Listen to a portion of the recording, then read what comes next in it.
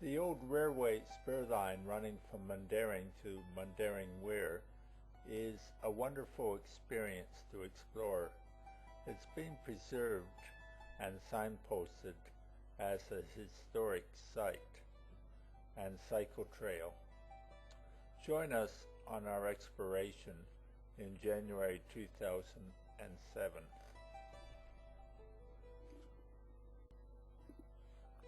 There are many detailed websites about Mundaring and the Mundaring Weir because of its strategic importance in providing fresh water to the city of Perth and to the inland goldfields around Kalgoorlie.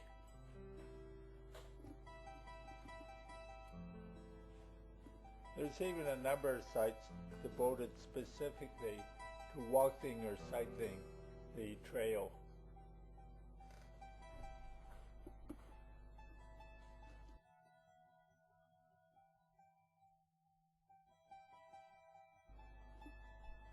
Mundaring is a thriving little town located about 30 kilometers east of Perth, Western Australia, the capital of the state. The Mundaring Weir branch railway was constructed from Mundaring to Mundaring Weir and opened on June 1st, 1898 to enable the construction of a large dam and reservoir to create fresh water for the growing metropolitan city and to service the inland goldfields around Kalgoorlie, 700 kilometers to the east. The line was terminated and closed because of lack of activity on the 2nd of December 1952. The roadbed has been converted to become a cycle path and is well posted with historic signs. We're going to do a tour.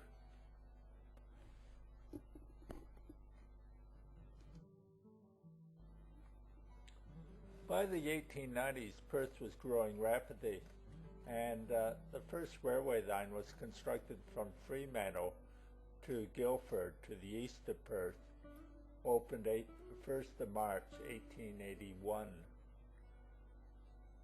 Then the Eastern Railway was constructed. The original route was opened the 1st of March 1884 and extended a very steep hill to reach the town of Mundaring.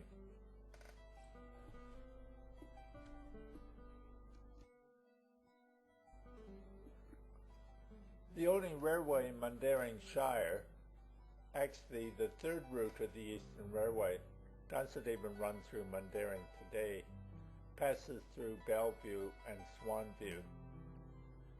The first and second routes are no longer operational and have actually been preserved as the Railway Reserve Heritage Trail.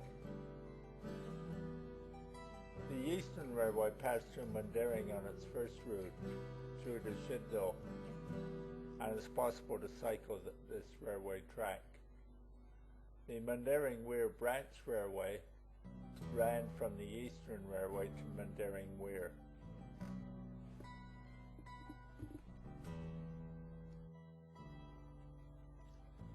This map shows the location of Mundaring and the Mundaring Weir and Mundaring Weir Hotel in relationship to Perth and the port city of Fremantle.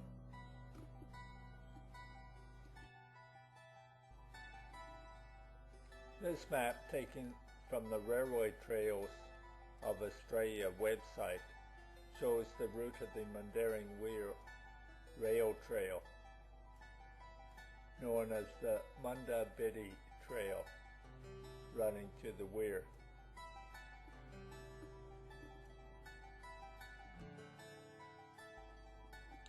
I managed to discover an old 1950 railway map showing the original route of the Weir Railway.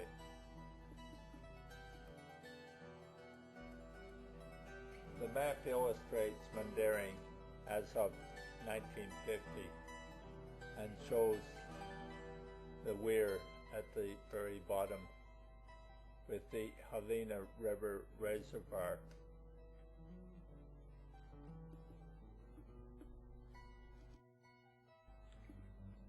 Let's begin our trip in Mundaring, located 36 kilometers east of Perth on the Great Eastern Highway, which runs to Adelaide and Sydney.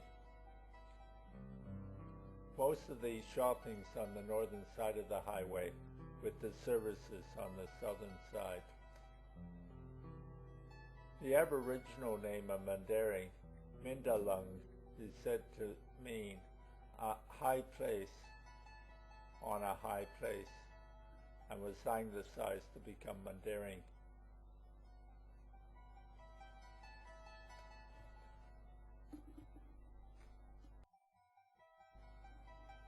This map of Mundaring shows it's really quite a small community.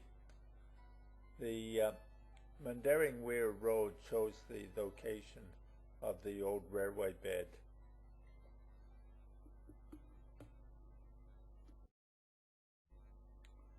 The Mundaring Community Sculpture Park is actually the former Mundaring Railway Station. The station has gone, and only its ghosts remain. The old platform still remains, however. Each season tells a story with golden wattle scums, wildflowers, and a natural beauty in this park. It's been set up with unique sculptures by local artists, and is well worth a visit and is very interesting. Let's have a quick look.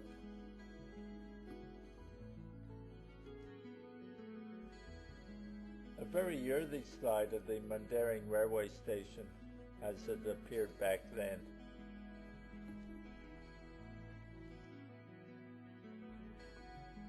Here's the location of the station now with the modern sculpture.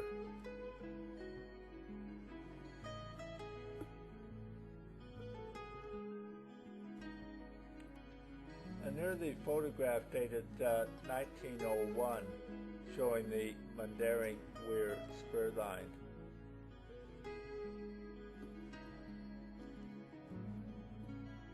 This line is clearly apparent in all the photographs.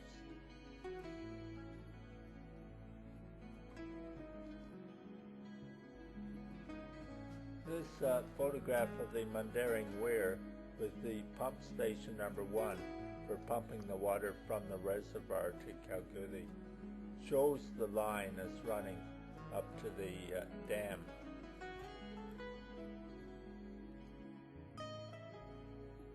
But back to the present, we've arrived, got out of the taxi, and I admire this beautiful tree. We're outside, I think, the Mundaring Hotel.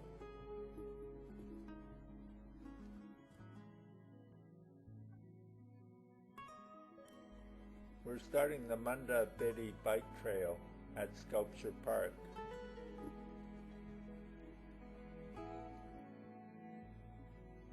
We're greeted by these tourists.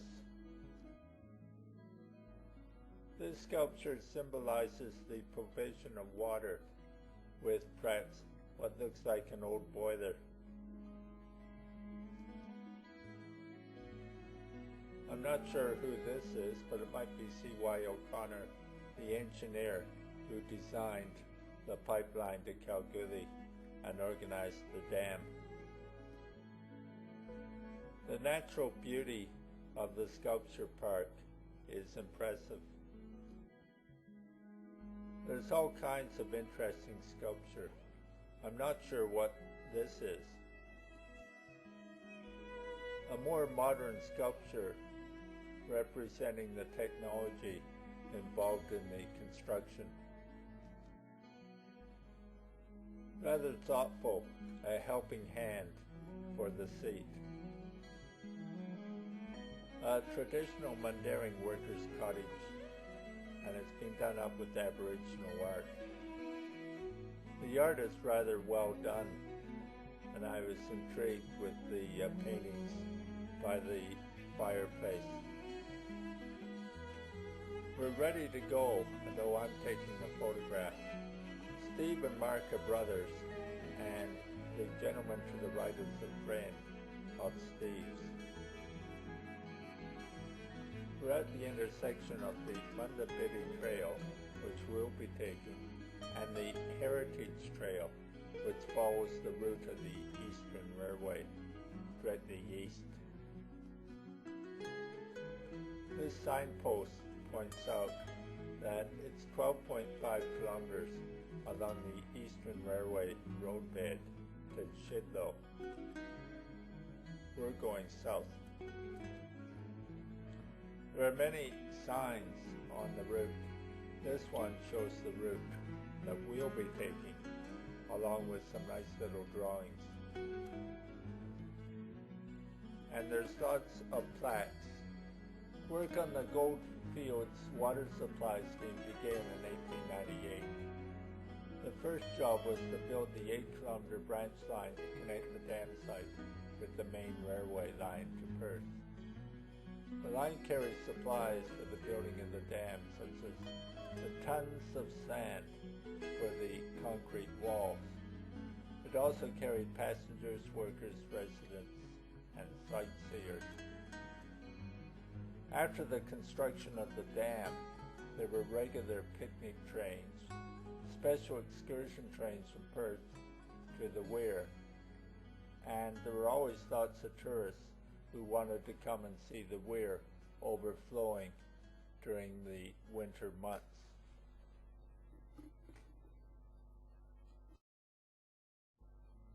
Natural beauty on the way is always appreciated. It's very disappointing and sad that some of the signs on the trail have been vandalized.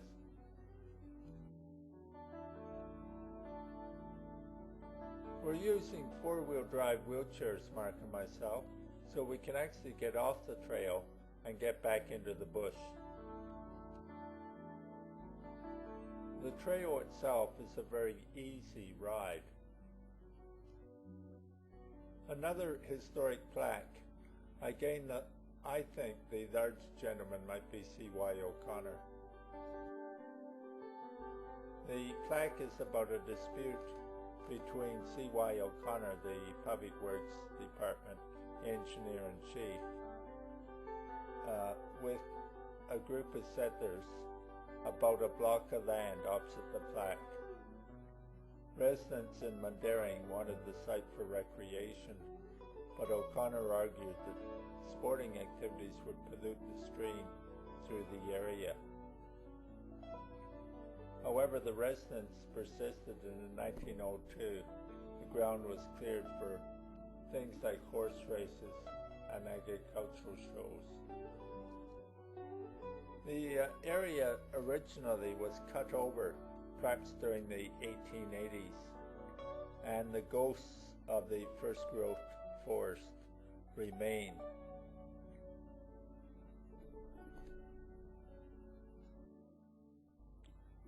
Notice the size of the trunks compared with the rather spindly trees of today. It's very disappointing that none of the natural forest remains, and it's impossible really to see what the forests were like in those days.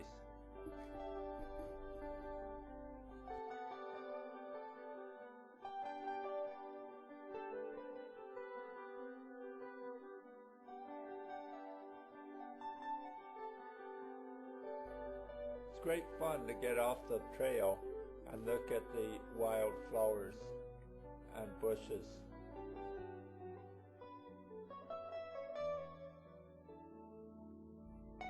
We reach a small occupied cabin along the trail, showing traditional rural cottages.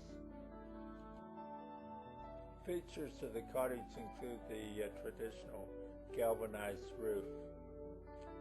I was interested in the fact that the water used a traditional windlass and a deep well. We reach an open farmer's field with a historic plaque. Let's take a look at the plaque. First of all, one of the photographs. The plaque tells us about the early timber industry in the area.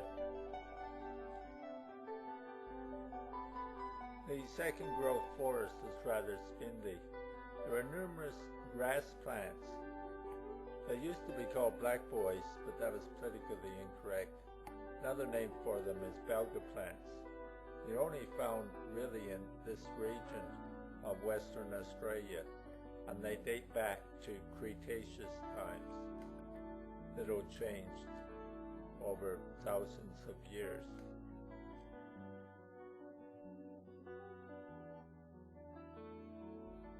We reach another plaque advertising the railway platform for number 2 pump station. This is the pump station on the pipeline that ran from Mundaring Weir to Kalgoorlie. There were no platform buildings originally, so the passengers would wait for the twice-weekly trains amongst the trees. The plaque shows us what it used to look like at a later date.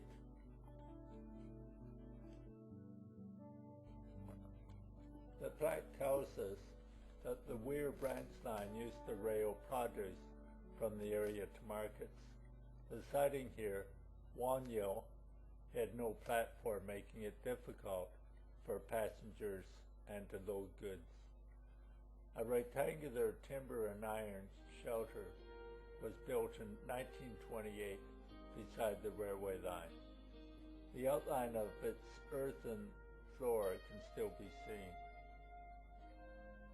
It offered little comfort, but swagmen still camped in it.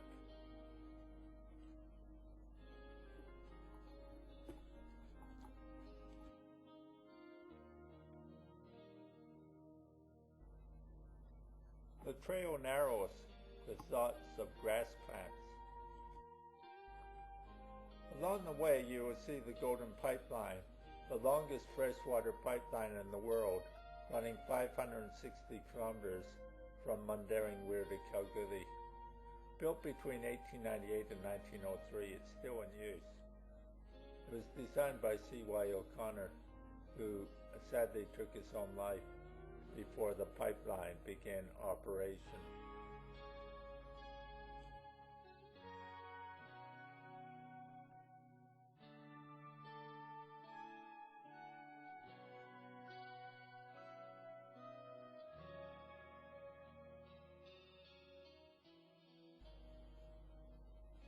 A historic shot showing the construction of the pipeline back in 1900. Well, we're on the move again. It's getting hot. It's going up to 38 degrees today. We're anxious to get some of the distance covered. On the route we can see signs of previous construction. Here there was an old pipeline that has since been removed. An old sign announcing a railway stop.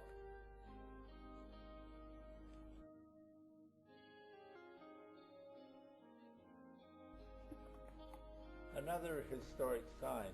How much wood does the wood truck truck? After the 1940s, heavily laden trucks used the track to deliver firewood to the number 2 pump station. The drivers were paid by their loads, so a weighbridge was installed. Remains can still be seen beside the trail. Before the 1940s, horse-drawn wagons or drays brought in timber collected by the woodcutters camped out in the bush. The woodcutters stayed away for a fortnight at a time, coming in every Saturday. Entire pay packets were sometimes lost to bets on that Saturday night at the Mundaring Weir Hotel.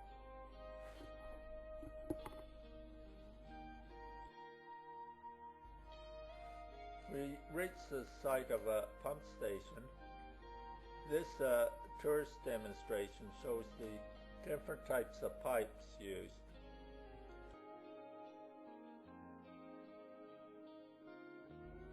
There's a sign about low flow. This is the remains of the recorder's cabin that measured the flow of water from the number 2 pump station. A narrowing in the section of pipe that passed through it caused a drop in water pressure. From this, the amount of water pumped could be worked out. Fluctuations in pressure meant the pumps were not performing evenly.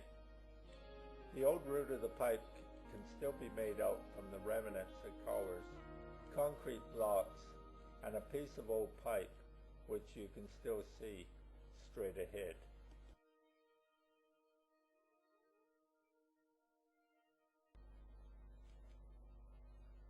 Fairly good-sized timber here.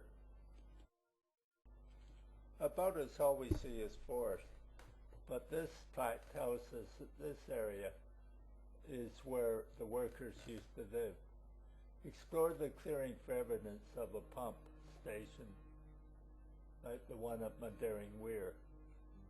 There were established homes for the workers and their families, which have also gone. Engineers, engine drivers, stokers, and greasers with their families lived in houses scattered amongst the trees. There was also barracks for single men. People made their own bread, grew their own vegetables, and kept their own cows and chickens. The children went to school near the number 1 pump station, which is just below the dam. The ghosts show the camp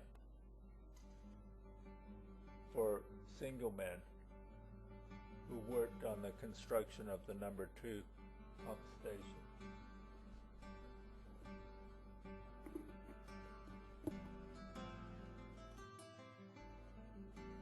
Some photographs of the very early settlement in this area, which is long since gone.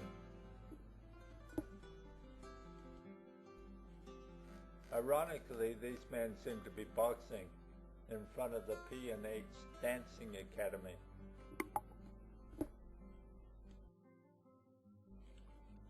This one looks like the photographs I associate with the American West.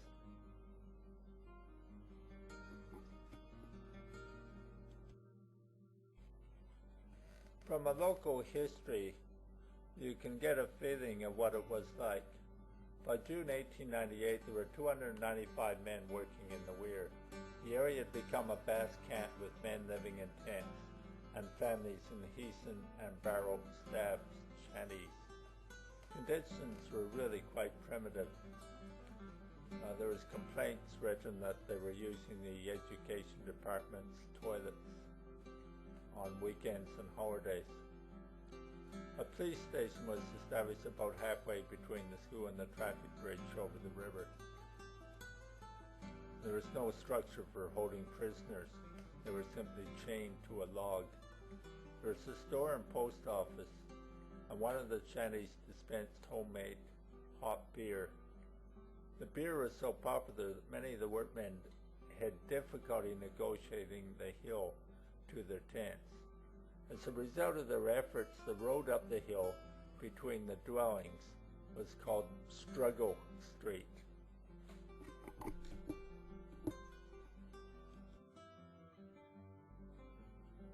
Today, wildflowers remain on the site, and some unusual cacti. It's really quite wild back there in the bush. Well, we've almost reached the end of our trip. Kalamunda is 18 kilometers, and the Mundaring Weir Road is right here. There's a youth hostel on the site, but we're heading for the hotel. This site was called Carta Mondo. It was the last stop for passengers on the Mundaring Weir line. The information means among the hills in an Aboriginal tongue. From this point, the line below the wall ran in a zigzag, remnants of which still remain.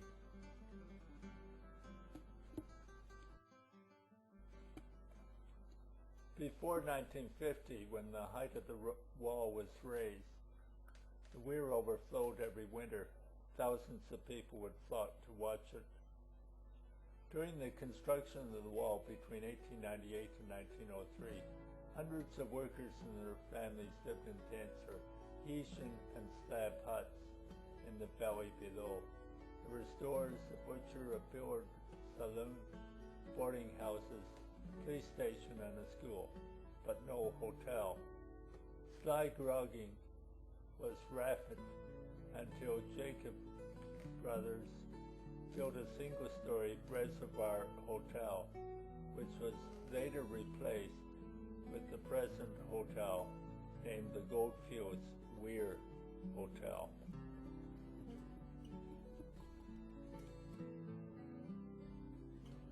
And we're approaching the Goldfields Weir Hotel. Just to the right of it, there's an art center displaying local artists' works. The Goldfields Weir Hotel is now renamed the Mundaring Weir Hotel, and here its entry sign. It's got its own website that gives quite a bit of heritage information. The hotel is actually declared a historical site.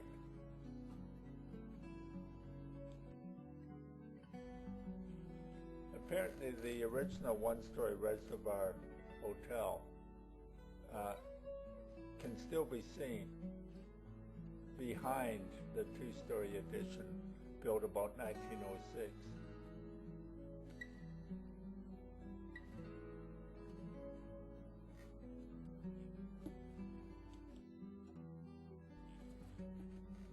This tells us that some of the building materials for the construction of the hotel were actually shipped out to Australia from England by sailing ship. A local bricklayer doing repairs on the foundation of the fireplace of the coffee shop found bricks bearing the name of his hometown in the north of England. Current owner James Jorgensen bought the hotel in 1984 when it was on the verge of closing down. The property then was run down with the grounds littered by old car bodies and livestock. The current owner established an amphitheater and has been offering outdoor concerts since 1985, when the Perth pianist David Helfgott performed his first outdoor recital. Since then, they get some big name artists from all over the world who perform in this rural setting.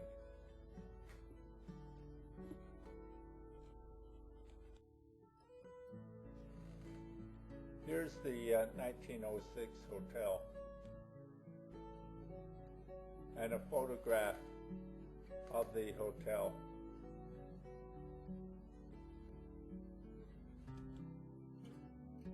The hotel today as we approach. It's got a nice beer garden, and we needed those umbrellas because the temperature is getting up to 38 degrees or 100 degrees Fahrenheit. A view showing the interior of the hotel and the amphitheater. It's really quite large, and of course it's outdoors. We ordered some beer and some food to eat. Here I am, cooling off, and my name's Don. An earlier time, I visited in 2005, doing the same thing.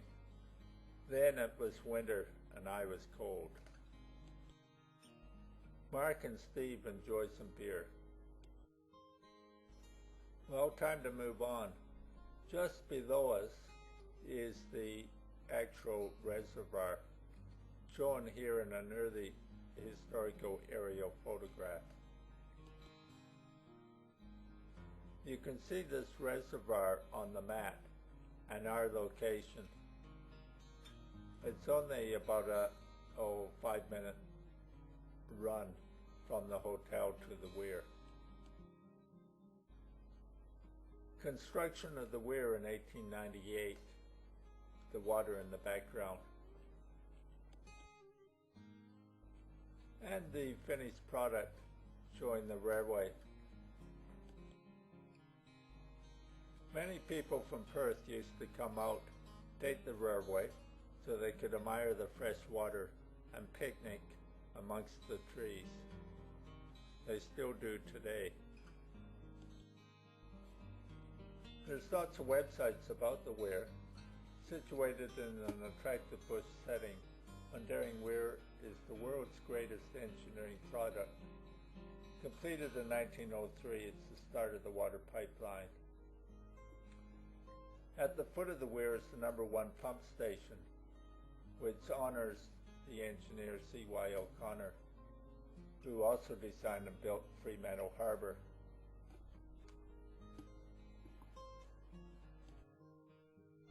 A modern-day view of the dam. And this is a picture looking north from the dam. As you can see, the reservoir now is never full, and water shortage is a chronic problem. It never overflows these days. The problem is so severe they've actually constructed a further dam downstream and pumped the water from there into this dam. Now you're not allowed near the water. You simply can't go boating or fishing or swimming. It's all regulated. A view looking over the dam. We go across the dam and explore the surroundings. We can get to the other side, but not down the flight of stairs. Pump station #1 just below the dam, with the view taken from the top of the dam. This is now a museum. We followed the route around using the old railway bed. You can see the rock cuttings for the railway. The area is open parkland and very picturesque. A close-up of pump station #1. Well, that's it. There's lots of information, and the Batty Library, located in the Library of Western Australia, contains some specialized resources with specific information about the area. I need to get in there and read them. The Mundaring Weir Hotel, a history, looks particularly good. Earlier days, the dam overflows. It's a sight I saw, I guess back maybe 15 years ago. I don't think it's happened since. Thanks, dear viewer, for joining me, Dawn, on this trip to Mundaring Weir via the Mundaring Weir Railway Spur. Have a great day.